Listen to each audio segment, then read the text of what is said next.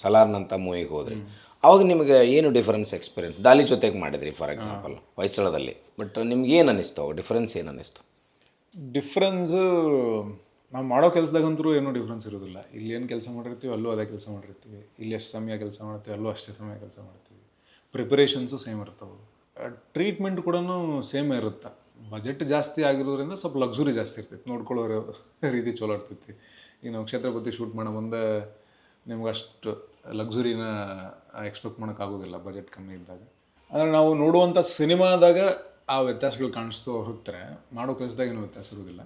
Experiential factor ಜಾಸ್ತಿ ಕೊಡ್ತಾವ ಸಿನಿಮಾಗಳು ಅಂತ. ಅಂದರೆ ಆ ಸೆಟ್ಟು ದೊಡ್ಡ ಸೆಟ್ಟು, ದೊಡ್ಡ ಸ್ಟಾರ್ ಕಾಸ್ಟು, ತುಂಬ ಜೈಜೆಂಟಿಕ್ ಆದಂಥ ಒಂದು ಕ್ಯಾನ್ವಾಸು. ಆ ಚಿಕ್ಕ ಬಜೆಟಿನ ಸಿನಿಮಾಗಳಿಗೂ ಕೂಡ ಆ ಥರ ಒಂದಿಷ್ಟು ಸೆಲೆಬ್ರೇಷನ್ ಸಿಕ್ಕೈತಿ.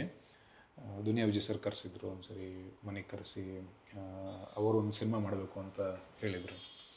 ಆಮೇಲೆ ಧನು ನಮ್ಮದು ಫಸ್ಟ್ ಪಿಕ್ಚರ್ದು ಟ್ರೈಲರ್ ಏನೋ ಪಿಚ್ ವಿಡಿಯೋ ಮಾಡಿದ್ವಿ ನಾವು, ಆ ಟೈಮಿಂದನೂ ಸಪೋರ್ಟಿಗಿದ್ದರು.